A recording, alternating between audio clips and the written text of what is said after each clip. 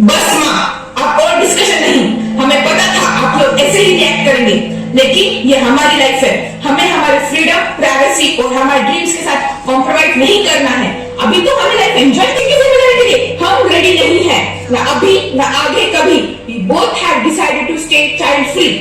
और हमने सोच समझ कर ये फैसला किया है। हम दोनों क्वालिफाइड है, बेस्ट जॉब। अभी हमारे लिए करियर से ज्यादा इम्पोर्टेंट कुछ भी नहीं है। बच्चे के लिए हम हमारा भविष्य क्यों दांव पे लगाएंगे? इसलिए आज के बाद आप हमें बच्चे के बारे में ना ही पूछो तो बेहतर होगा। ठीक है बेटा, अगर यही तुम दोनों का फैसला है तो हम कौन होते हैं इसे बदलने वाले। तुमने अपना भला बुरा सोचा ही होगा, मगर एक बार बाकी सबकी जिंदगी पर क्या असर होगा ये भी तो सोचते हैं। मम्मा, हमारी जिंदगी के फैसले का असर किसी और की जिंदगी पे क्यों होगा? हाँ, हुआ तो फायदा ही होगा, पॉपुलेशन कंट्रोल में हमारे योगदान। और मम्मा, आपकी जानकारी के लिए बता दूं, विदेशों में ये बहुत ट्रेंडिंग है। Teen culture, great income, no kids. यही तो बात है ना बेटा कि ये हमारा कल्चर ही नहीं है। मगर क्या तुम जानती हो कि इस दीनक कल्चर का, ड्यूअल इनकम, नो किड्स का क्या असर हुआ उन देशों पर? उन्हें कितने बड़े आर्थिक, सामाजिक और राष्ट्रीय संकटों का सामना करना पड़ा। बर्थ रेट कम हुआ तो पॉपुलेशन तो कम हुई, मगर साथ ही साथ काम करने वाले लोग भी कम हुए। एम्प्लॉइज कम होने की वजह से बड़ी बड़ी इंडस्ट्रीज बंद पड़ गई। मजबूरन उन्हें रिटायरमेंट पीरियड बढ़ाना पड़ा, जिसका सीधा असर वर्क क्वालिटी पर हुआ। लोग ही कम हो गए तो अपने आप सोल्जर भी कम। परिणाम स्वरूप देश की सुरक्षा खतरे में पड़ गई। जिन देशों से तुमने यह दीनक कल्चर लिया है ना, वही देश अब अपना बर्थ रेट बढ़ाने के लिए नागरिकों को सब्सिडी दे रहे हैं। खैर छोड़ो, कहाँ देश दुनिया की फिक्र करेंगे। कुछ पर्सनल लेवल की बात करते हैं। नाना, हमारी संस्कृति, बुढ़ापे का सहारा, वंश का चिराग, ये सब तो छोड़ ही देते हैं। सिर्फ तुम दोनों की बात करते हैं। तुम दोनों अपना इमोशनल बॉन्ड कैसे बरकरार रखोगे? ऐसा क्या होगा तुम्हारे पास जो तुम्हें जोड़ कर रखेगा और घर तक खींच लाएगा? आज तुम यंग हो, तुम्हारे पास बहुत कुछ है करने के लिए, व्यस्त हो। मगर बेटा, उम्र के साथ साथ जब विचारों में परिवर्तन आएगा, जिंदगी का अकेलापन, खालीपन काटने को दौड़ेगा, तब यही निर्णय गलत लगेगा। जब कोई रिस्पॉन्सिबिलिटी ही नहीं होगी तो किसके लिए कमाओगे और कितना एंजॉय कर पाओगे? जिंदगी के खालीपन से मानसिक अस्थिरता होगी, जिसका परिणाम या तो डिप्रेशन या तो एडिक्शन। ठीक है, आप जो कह रही हैं वो सब सच भी है।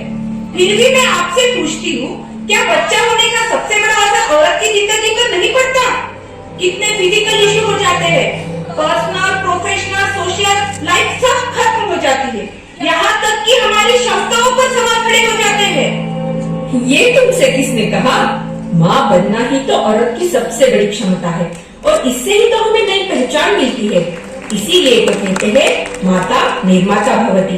अपने आसपास देखो, कितनी ही सक्सेसफुल महिलाएं अपना लाइफ और वर्क बखूबी बैलेंस करती है। इंडियन कोरोना वैक्सीन बनाने वाली टीम हो या चंद्रयान 3 की टीम, सर्वाधिक महिलाएं, वो भी घर बच्चों वाली। फर्क सिर्फ नजरिए का है बेटा। मम्मी, पापा, थैंक यू, आपने हमें सही रास्ता दिखाया। हाँ, सच में हम पता नहीं किस गलत प्रभाव में आकर इस डीप कल्चर को अपना रहे थे। ये भी नहीं सोचा कि हमारी फैमिली ही खत्म हो जाएगी, मगर अब ऐसा कुछ नहीं करेंगे। समाज, परिवार और हमारे लिए अच्छे, दो हो या एक, हमें चाहिए बच्चे। बहुत खूब, बहुत खूब, अच्छी सीख। हमें पता था आप लोग ऐसी। कहाँ है तू? भैया, मैं तो यही हूँ ना। आरुषि, तुझे पता है हमारे आर्ट टीचर ने हमें ग्रीटिंग कार्ड बनाना सिखाया। चलो हम बनाते हैं। हाँ भैया, हम सबको सरप्राइज देंगे। वाह, कितना अच्छा ग्रीटिंग बना है। चलो हम मम्मी को देते हैं। Mummy, surprise. क्या है? ग्रीटिंग। तुम्हें दिख नहीं रहा मैं मीटिंग में हूँ? और आयुष, तुझे होमवर्क करने के लिए कहा था ना? ये क्या टाइम पास लगा के रखा है? ये बच्चे भी ना। कोई बात नहीं भैया, हम दादी के पास जाते हैं। दादी, दादी, देखो हमने क्या बनाया है। अच्छा है, अच्छा है। अरे दादी, फोटो तो सही ना। देखो, मुझे अभी बीसी में जाना है, आने के बाद पक्का देखूंगी। ओके।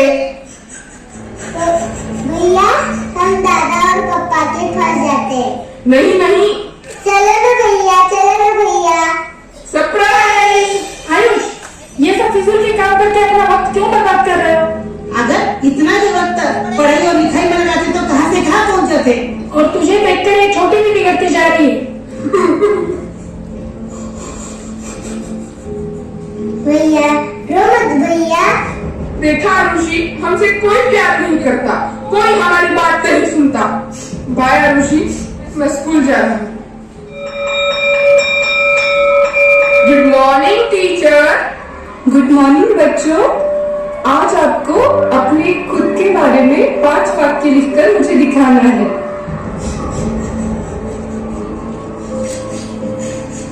अरे आयुष, कितनी देर लगा रहे हो?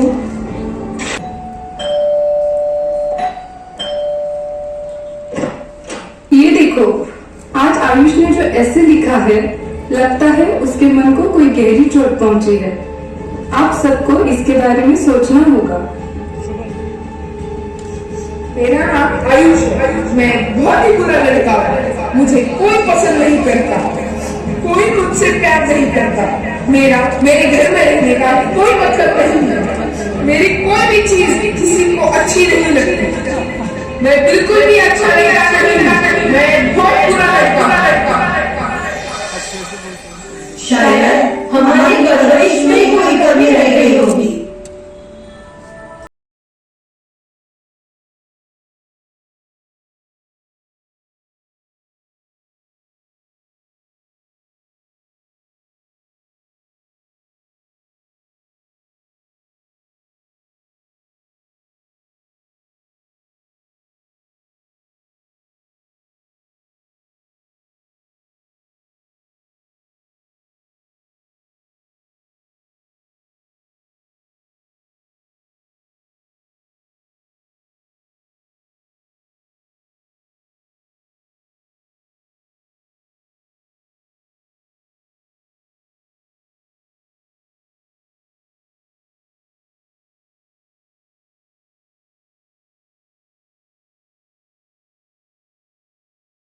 जितना नाम पैसा शोहरत कमा लो, लेकिन उसकी असली शान तो घर के चिराग ही है। बच्चों में संस्कार प्यार देना है मेरा काम, बच्चों में ही तो बसते हैं मेरे चारों धाम। बच्चों का महंगे स्कूल में एडमिशन करवाना, महंगी चीजें दिलाना, ये सारी तो है दुनियादारी, लेकिन उनके साथ मूल्यवान समय बिताना, ये है मेरी सबसे महत्वपूर्ण जिम्मेदारी। काम की और घर की जिम्मेदारी एक साथ निभाना नहीं है इतना आसान, लेकिन बच्चे हैं मेरी प्रायोरिटी, क्योंकि उनमें बसती है मेरी जान। बच्चे तो गुलाब के फूलों की तरह होते हैं, इन्हें जितना प्यार से समझेंगे उतना ही खिल उठेंगे, वरना इन्हें मुरझाने में देर नहीं लगती। अभी अगर बिताएंगे हम इनके साथ कुछ पल, तभी तो ये संवारेंगे हमारा आज और कल।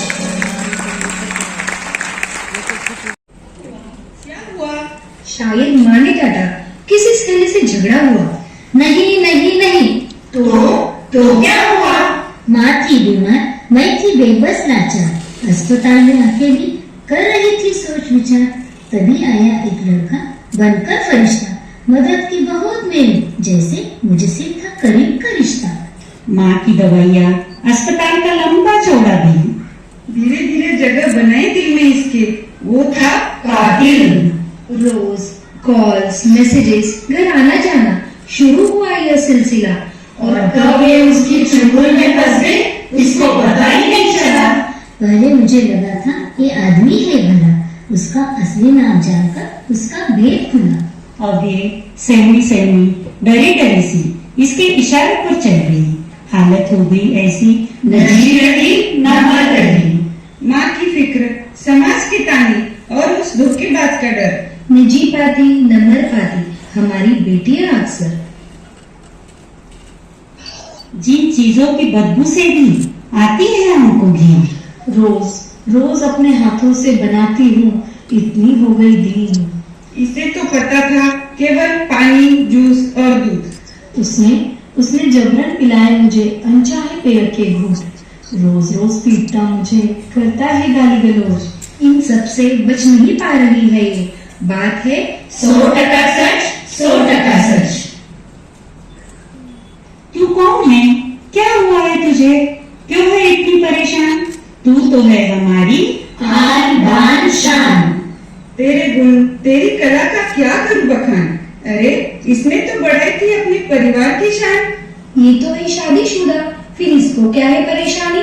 चलो सुधरे हैं इसी की जुबानी। मुझे था सजने संवरने का शौक, अलग अलग कपड़ों की चाह, और इसी में रखा न ध्यान मैंने भटक गई अपनी राह। क्या क्या क्या समझ नहीं पा रहे हैं हम, क्या हुआ है इसके साथ? क्या तेरे पति ने छोड़ दिया तेरा साथ? नहीं नहीं नहीं, चलो सुनते हैं इसी की जुबानी, इसी की बात। एक कपड़े की दुकान, जहाँ देखे मैंने कपड़े फैशन वाले, और वहाँ जाने से रुक नहीं पाए कदम मेरे मत वाले।